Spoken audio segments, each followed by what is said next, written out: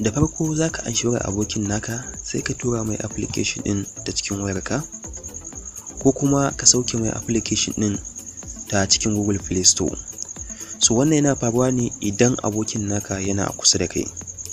So idan kuma abokin naka baya a kusa da kai, so sai ka tura mai links din application din. So na aje maku links din application din a description na wannan bidiyo. So sai ka nuna mai yadda zai yi domin ya saita wannan application din. So ni ma yanzu zan nuna muku yadda za ku saita wannan application din a cikin wayar abokin naku. Da farko bari mu je mu nemo application din domin in nuna muku yadda za ku saita shi a wayar abokin naku. Okay, gashi nan sai mu danna shi domin mu bude shi. Bayan mun bude shi zai nuna mana fuska kamar haka. So a tsarin wannan application din kamar sauran wasu application ne, so dole ne sai ka yi registration da shi kafin ya kai gaba ka dama domin ka bude shi. So kun ga kuma a tsari dole ne da Google account za ka yi amfani da shi domin ka yi registration da wannan application. So amma ina baka shawarar cewa da ka samu wata email din, ma'ana wani Google account din wadda babu sirrinka a ciki. Saboda kaga za ka yi login ne na email ɗinka a cikin wayar abokin naka. So da haka ina baka shawarar da ka yi amfani da wata email ɗin ta daban ba wadda kake amfani da ita ba. Okay, so abinda za mu yi sai mu danna sign in with Google ɗin nan domin mu je mu yi registration da application ɗin. Okay, so zai nuna mana dukkan email ɗin da muke da su akan wannan wayar. So sai mu zaɓi email ɗin da muke so mu yi amfani da shi akan wannan application. Okay, bari mu zaɓi email ta biyu, sai mu danna okay, sai mu dan jira.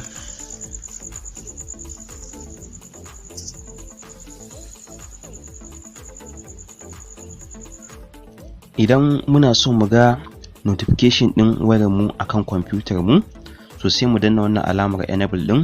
Idan kuma ba mu so sai mu danna wannan alamar ta skip. So bari mu danna enable. Okay, kun ga yanzu already kun ga ma a kunne yake, sai mu dawo baya. So bayan mun dawo baya zai kai mu ga mataki na biyu. Mataki na biyu shine text from your computer or tablet. So a tsarin wannan application din kamar yadda ne muku bayani a baya, zaka iya aikawa da abokinka sako ta cikin wayarka. Ma'ana in ka riga ka yi signing, ka yi registration wato da wayar abokin naka da email ɗinka, so kai tsaye zaka iya aikawa abokinka wato sako ta cikin wayarka. So idan muna so mu ga dukkanin sakonni da abokinmu ya turo mana ko kuma wanda muka tura mai ta cikin wayar mu, sai mu kunna wannan tsari ta hanyar danna wannan enable din nan. So bayan mun danna enable zai nuna mana wasu bayanai kamar haka ga su nan. So abinda zamu yi dai sai mu danna okay. Shikenan ka gama saita wayar abokin naka. Daga nan sai ka koma kan wayarka ka bude application din. So amma ka tabbatar email din da ka yi amfani da ita a wayar abokinka, da ita ne za ka yi amfani a lokacin da kake kokarin yin login akan wannan application din a cikin wayarka. So bayan ya bude maku fuska kamar haka, za ku ga wanda aka rubuta all devices. So shi wannan all devices din calculating ne na dukkan wayoyin da muka riga muka registration da su akan wannan application din da wannan email din. Bari mu click na shi. So in kuka lura za ku ga cewa dukkan wato wanda muka riga muka registration da su ga sunan guda biyu ne, Johnny F100 da kuma ZTE. So idan muna so mu aika ɗaya daga cikin waɗannan wayoyin sako, sai mu zaɓi ɗaya daga cikin waɗannan wayoyin ga sunan. Bari mu zaɓi Johnny. So in muna so mu aika mata da sako kai tsaye, so za mu je daidai wurin da aka rubuta send a message din nan, sai mu click na shi, sai mu rubuta mata sakon da muke so, sai mu aika alama send. Okay, idan kuma file ne muke so mu aika mata ko kuma hoto ne muke so mu aika mata, so za ku ga wurin da aka nuna wata alamar tambarin links, sai mu click na shi. Bayan mun clicking din shi, za ku ga wurin da aka rubuta take photo. So shi wannan take photo din zai baka damar da ka dauki hoto akan wayar ka nan take domin ka aika wayar taka. Sai send photo din nan zai baka zabi da ka shiga cikin wayar ka domin ka nemo hoton da kake so ka aikawa abokin naka. Daga nan he send file, shi kuma wannan send file zaka iya aika wani file kamar document haka da sauransu, ko kuma wani abin da ya shafi bidiyo a cikin wayar taka zuwa wayar abokinka. Okay, sai mu dawo baya. sai mu je wajen mirroring din nan. So shi wannan notification mirroring din nan, so zai baka damar ka ga dukkan notification din wayarka akan computer ka idan ka kunna shi wannan notification mirror din nan. So in kuka lura za ku ga cewa yanzu a on yake. Okay, sai mu bar shi a on.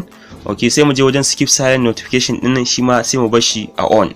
Okay, so idan muna son domin mu yi gwaji akan computer damu da kuma wayar tamu, so sai mu danna daidai wurin da aka rubuta send a test notification din nan. So idan muna son mu ga dukkan sakonnin wayar abokinmu ta cikin wayar tamu, sai mu je daidai wanda aka rubuta SMS din nan.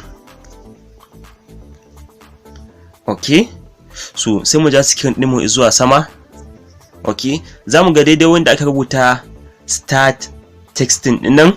Okay, so za mu ga dukkan text din da abokinmu aka yi mashi ko kuma ya aika akan wayar shi ta cikin wayar mu.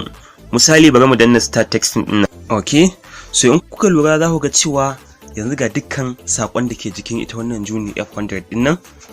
Okay, so ta haka ne za ku iya gane kuma dukkan sakonnin da aka yi ma abokinku ta cikin wayar ku. Okay, so bari mu dawo baya. So bayan mun dawo baya sai mu je channels din nan. So idan ka shiga channel din nan za ka ga tashoshi masu yawa waɗanda suke koya abubuwa da dama, kamar abin da ya shafi wato kamar technology da kuma yadda za ka koyi girki da dai abubuwa makamantansu. So kamar yadda kuka san cewa YouTube akwai channels da yawa a YouTube, so haka shi ma wannan application din yana da channels da yawa a cikin shi waɗanda za ku koyi abubuwa da dama a cikin su.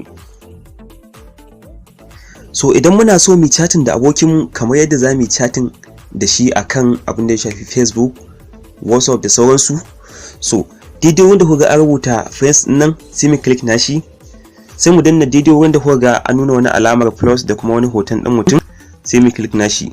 Bayan mun clicking din shi sai mu je mu nemo abokin namu wanda ya taba sauke wannan application din akan wayar shi. Okay, so sai mu je ga account.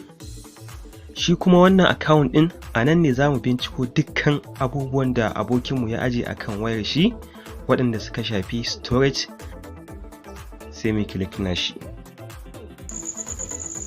Bayan mun clicking din shi sai mu je wanda aka rubuta remote files din nan, sai mu click na shi.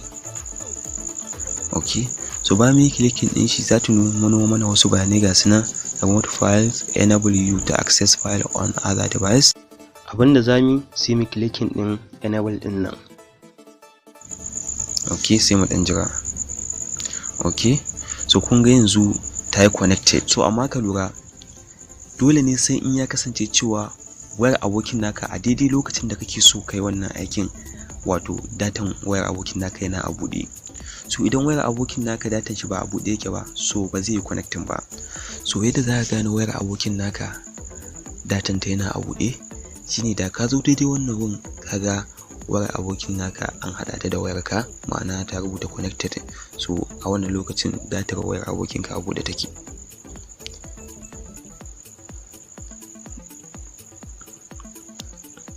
Okay, yanzu sai mu danna daidai wanda aka rubuta Juni F100 din nan, daga ƙasa aka rubuta connected domin mu ga wato file ɗin da ke kan wayar abokin namu. Okay, so in kuka lura za ku ga cewa ga dukkan file ɗin shi nan gun. Okay, so kun ga su nan gaba ɗaya.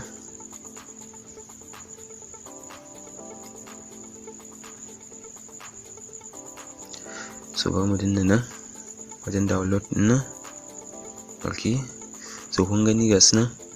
Okay, so idan muna so mu ji su ko mu kalle su sai mu danna daidai kan file ɗin da muke so mu kalla kamar haka. Okay, so kuka lura za ku ga nuna mana request 19 kilobyte chat da dai sauransu. So idan muna so mu sauke shi akan wayar mu sai mu danna request din nan. Okay, sai mu danna okay. So da zaran ka yi clicking din wannan request din, take wayar taka za ta sauke ma wannan file din cikin wayarka. Okay, so da fatan wannan shiri namu ya burge ku.